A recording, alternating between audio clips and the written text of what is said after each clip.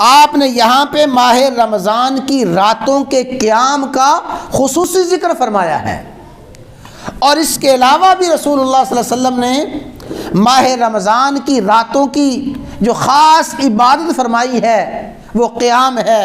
من قام رمضان ایمانا، جس نے ماہ رمضان میں قیام کیا، اللہ نے ماہ رمضان کی راتوں کے قیام کو اجر اور ثواب کی چیز بنایا ہے۔ میں ایک نقطہ آپ کو بتانا چاہتا ہوں، حالانکہ صحابہ کرام پورا سال راتوں کو قیام کیا کرتے تھے، رسول اللہ صلی اللہ علیہ وسلم کا اپنا معمول تہجد کا تھا، ظاہر ہے کہ صحابہ کرام بھی تہجد گزار تھے، صحابہ کرام رات کے آخری حصے میں اٹھ کے تہجد پڑھا کرتے تھے۔ تو وہ صحابہ، وہ اہل ایمان جو پورا سال تہجد پڑھتے ہیں، رسول اللہ صلی اللہ علیہ وسلم سارا سال تہجد پڑھتے ہیں، اس کے باوجود آپ ماہ رمضان کے قیام کی تاکید فرما رہے ہیں، ماہ رمضان کے قیام کی رغبت اور ماہ رمضان کے قیام کا ذوق اور شوق دلا رہے ہیں۔ اس سے کیا بات سمجھ آتی ہے کہ سارا سال جو تہجد پڑھے جانے والی نفلی عبادت ہے، اس نفلی عبادت کے علاوہ اللہ تعالیٰ نے ماہ رمضان کے راتوں کے قیام کو اجر اور ثواب بنایا ہے۔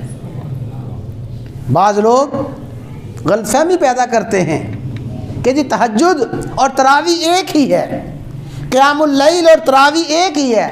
نہ بھائی، تہجد سارا سال پڑھے جانے والی عبادت ہے، سارا سال پڑھے جانے والی نماز ہے، اور قیام اللیل اور ماہ رمضان کا قیام یہ ماہ رمضان کے قیام کے ساتھ خاص ہے، ماہ رمضان کے ساتھ خاص ہے، اور تہجد رات کے آخری حصے میں پڑھی جاتی ہے اور تراویح رات کے اول حصے میں پڑھی جاتی ہے۔ فرمایا اللہ تعالیٰ نے ماہ رمضان کی راتوں کے قیام کو بڑا اجر بنایا ہے، ثواب کا ذریعہ بنایا ہے۔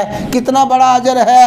من قام رمضان ایمانا واحتسابا غفر له ما تقدم من ذنبہ، جس نے ماہ رمضان کا قیام کیا، وہ تہجد کا قیام الگ ہے، یہ قیام اللیل الگ ہے۔ فرمایا جس نے ماہ رمضان کا قیام کیا، اللہ تعالیٰ اس کے اگلے پچھلے گناہوں کو معاف فرما دیں گے۔ تو دن کا روزہ ہے اور رات کا قیام ہے، اور میں نے عرض کر دیا کہ قیام اللیل الگ ہے، تراویح الگ ہیں، اور تہجد کی نماز الگ ہے۔ تراویح کا اپنا ثواب ہے، تہجد کی نماز کا اپنا ثواب ہے۔ رمضان کی خاص عبادت وہ قیام اللیل ہے، اور عام عبادت تہجد ہے جو سارا سال پڑھی جاتی ہے۔ تو آپ نے قیام اللیل کا اور تہجد کا الگ الگ ذکر فرما دیا ہے۔ فرمایا جس شخص نے اس مہینے میں ایک فرض ادا کیا، اللہ ایک فرض کا ثواب 70 فرضوں کے برابر دیں گے۔ جس نے نفلی عبادت کی ہے، اللہ نوافل کا ثواب فرض کے برابر کر دیں گے۔